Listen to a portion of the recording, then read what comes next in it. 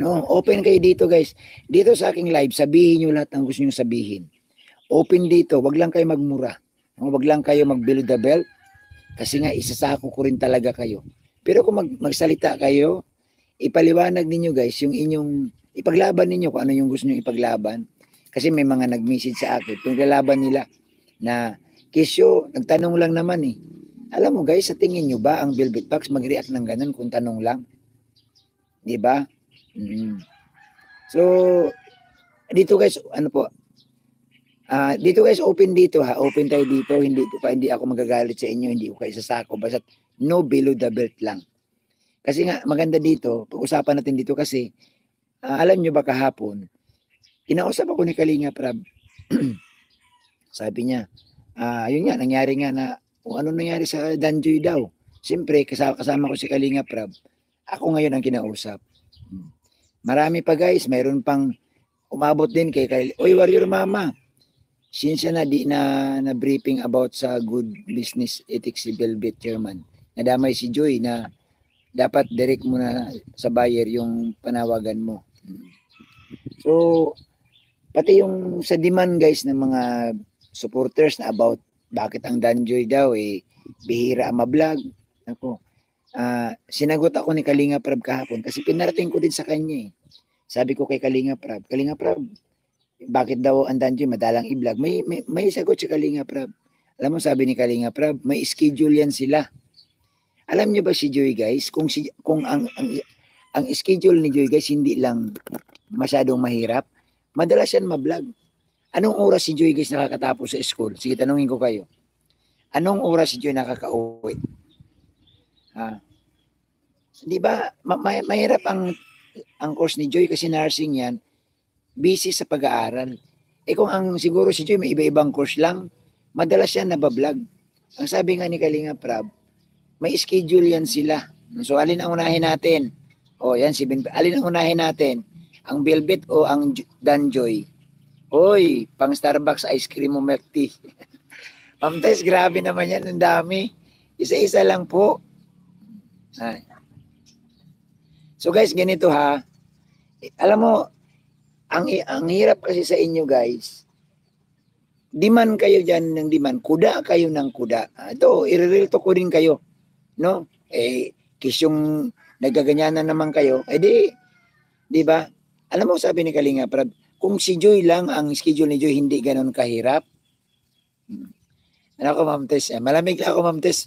Ayan, may tubig ako to. Punong yelo ito. May lalagay ko dito. Hindi, ipapaliwanag ko lang kasi nag-usap kami ni Kalinga Prab kahapon. Yan, mag-like kayo guys. Ang sabi ni Kalinga Prab, may mga schedule yan sila. Wednesday, Jumcar. Ang Sabado, Danjoy.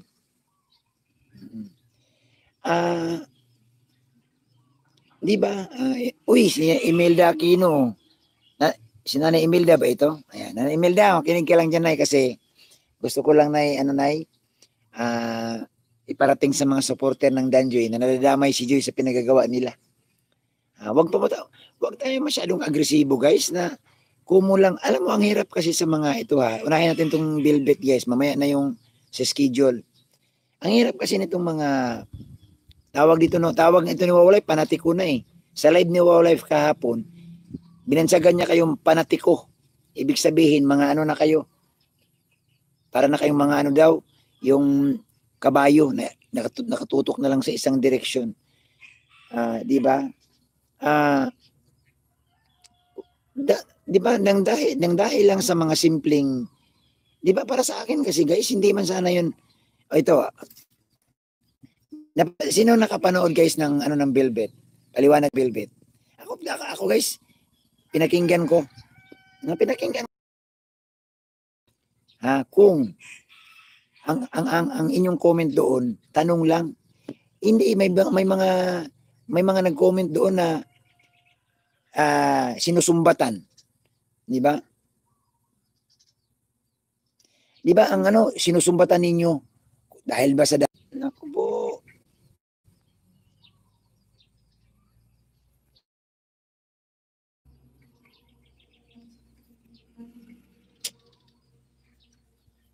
Oh, ako napanood ko at sobrang nakakahiya talaga. Ako guys, napanood ko guys, nahiya ako. Nahiya talaga ako. Oh, ha? Hiyang-hiya ako guys sa sinabi dito. Mga tao sa amin, Oh, kung nakapag-provide po kami ng substandard product, kung hindi po kami nakapag-deliver ng produkto, okay po, kasi pansinin po ninyo, produkto po ito, brand po ito.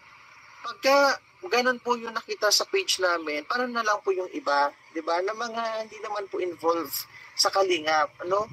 Hindi naman po involved sa Kalingap Angels, hindi naman involved sa Kalingap Boys. Ano pong sasabihin nila? Hindi po nila yan alam, yung mga love team na yan.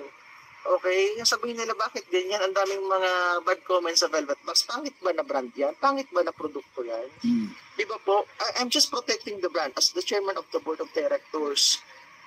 So, pakiusap ko lang po kasi tahimik po ang Velvet Box. Ihiwalay niyo po ito sa mga kanya-kanya po ninyong issue. Okay? So, Indirect simula channel, po shout out. ngayon, yung pong gumagawa ng commotion sa comment section namin. And ayun nga po, iwasan po ninyo maging balat sibuyas. Kasi hindi po ibig sabihin hindi nakasama. Pansinin po ninyo sa mga post namin, di ba from time to time, lahat po sila pinupost. Why? Kasi nga po brand ambassadors and ambassadors po sila as of today, as of this year. Okay po. So baka po by next year ay halimbawa, may isa sa kanila ayaw na. Guys, ito comment ni Bravestone. Ako, Kuya Bobby, nabasa ko po yung mga comments na post ng Velvet. May nag-comment doon ng maayos, pero nireplyan ng mga Danjoy. Oh, nireplyan ng mga Danjoy pa na hinuhusgahan ang Velvet. Maganda ba yun? Sa tingin nyo guys, maganda yan? Alam mo, ito ang mahirap sa atin. Oh, Indairop, salamat. Ayan si Indairop. Alam mo, ito mahirap sa atin guys. Ano kayo yung bang para na kayo nawawala na sa inyo yung DJ attitude na ano bang wala hindi niyo na-absorb? Imbis na mahuminahon, imbis na magbigay kayo ng payo doon sa iba, dumagdag pa. At ang idinadahilan, hindi, nagtanong lang naman bakit wala doon yung si Joy. Sa tingin niyo ba, ganun lang kasimple, mag-react ang Velvet? Ha? May mga nanguhusga doon na kundi dahil sa Danjoy. Guys, huwag niyo pong gawin. Ang pangit po niyan. Ako napapangitan talaga ako. Napapangitan ako. Agresibo kayo. Ano bang, sa tanungin ko kayo, ano bang naitulong niyo kay Joy? Sige daw. O sige, maglabas kayo dyan. Sumagot kayo. Ano ba ang naitulong niyo kay Diwata, Aber? Yung panonood niyo? Natural, gusto niyo manood eh. Pero may naitulong ba kayo kagaya ng ginagawa ng Velvet? May cash ba kayong binigay kagaya ng ginagawa ng Velvet? Di ba wala? Wala tayong naitulong. Yes, salamat at naging supporter ka ng Danjoy pero hindi ganitong pamamaraan guys na napaka-agresibo ninyo. Hindi lang maisama si Joy sa picture, hindi lang maisama si Diwata sa pag-post, question agad. Anong gusto ba ninyo?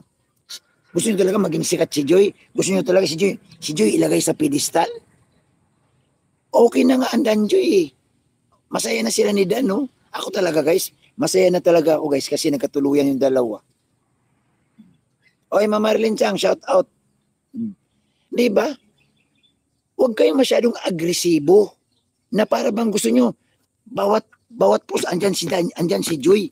Ako ayaw ko guys ng gano'n, napaka-uwi na lang yan eh. Ka-uwian yan eh, tanda nyo na. O ako magre-real talk ako sa inyo. Oh, ha? Di ma'am, sinabi ko lang ma'am, nagsalita kasi ang Velvet, Wayor Mama, nagsalita sa pag-usapan lang dito kasi ang kinukure ko lang kasi dito, yung bang ugali na, wala naman sanang problema eh. Sa tingin nyo ba may problema ganito? Kung paano yan, no? Umabot kay Kalinga Prab at kinausap nga ako ni Kalinga Prab. Sabi ni Kalinga Prab, oh, ano nangyari sa Danjoy? Bakit? Huwag po natin gawin guys kasi ang Velvet, kapartner yan ni Kalinga Prab para po makatulong sa iba. Ang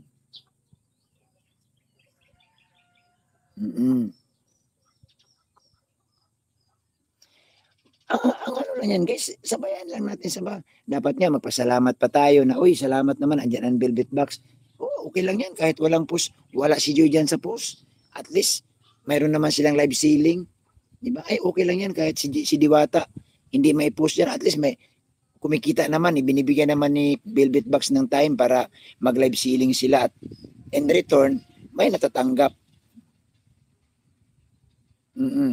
Dalawang beses, ayan o, beses yan ginawa nila na wala si Joy sa post. So what nga? So what? Wala nga problema doon, guys. No, alam mo guys, pwede tayo mag-react kung si Joy guys, tinanggal nila na walang dahilan. Ako sa totoo lang guys, mas maganda nga hindi masyadong ma-expose si Joy. Hayaan mo na yung iba dyan guys na, hayaan mo na yung iba dyan na maibalandra yung pagmumukha nila. O si Joy, hayaan mo. At least mamimiss ng tao yan. Pero mayroon silang may monthly silang live selling. Hindi, Ma'am Basko, huwag yung awa. Ba't naawa ako kay Joy? Ba't naawa kayo kay Joy? Sige daw. Mas gusto pa nga siguro ni Joy na hindi si Joy masyadong, bakit? Sa tingin nyo ba yung kakapos diyan sa social media? Nababas din si Diwata eh. So siguro mas gustuhin ni Joy na hindi siya mapos na mapos kasi ma-overexpose siya eh.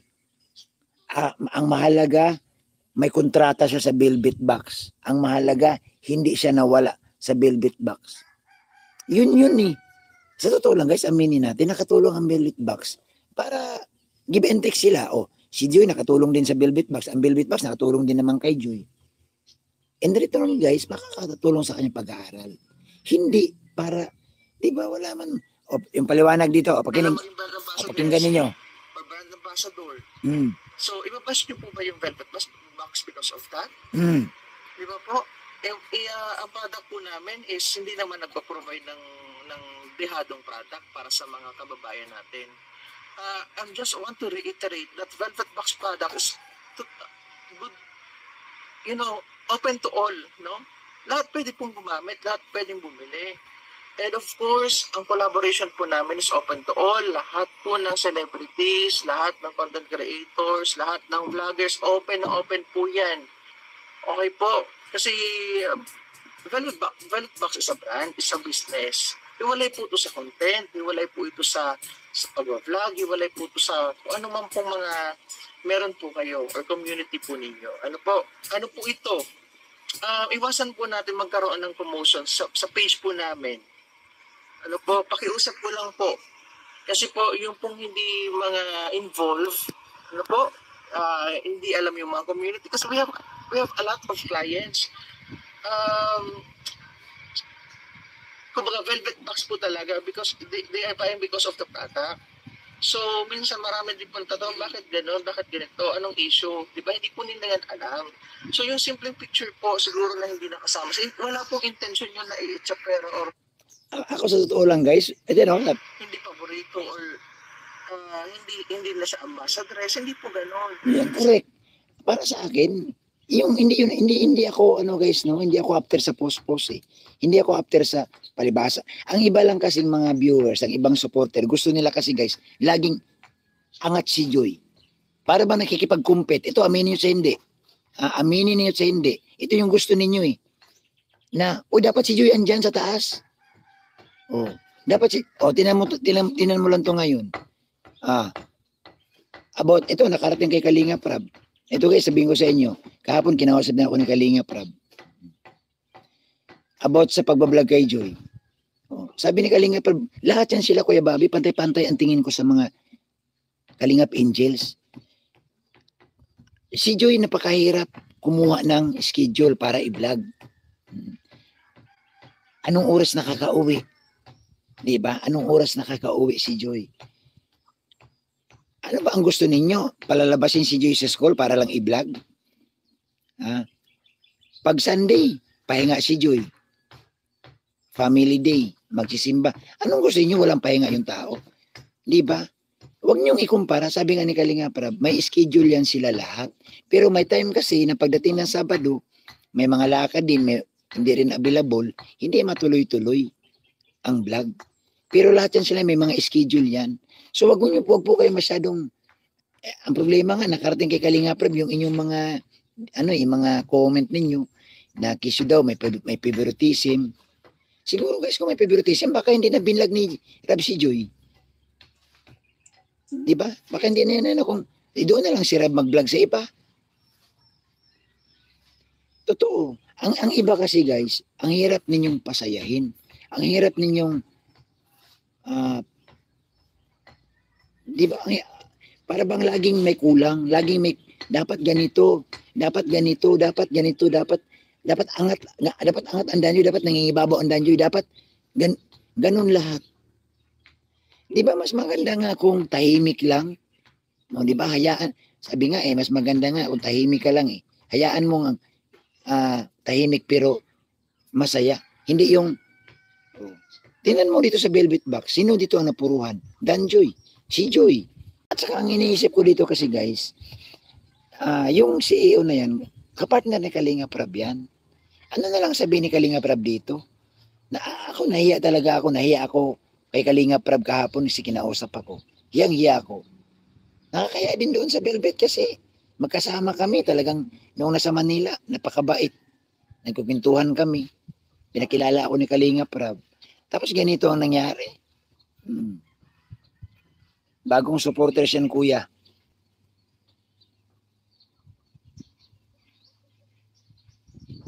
Ay, nako. Malamang yan.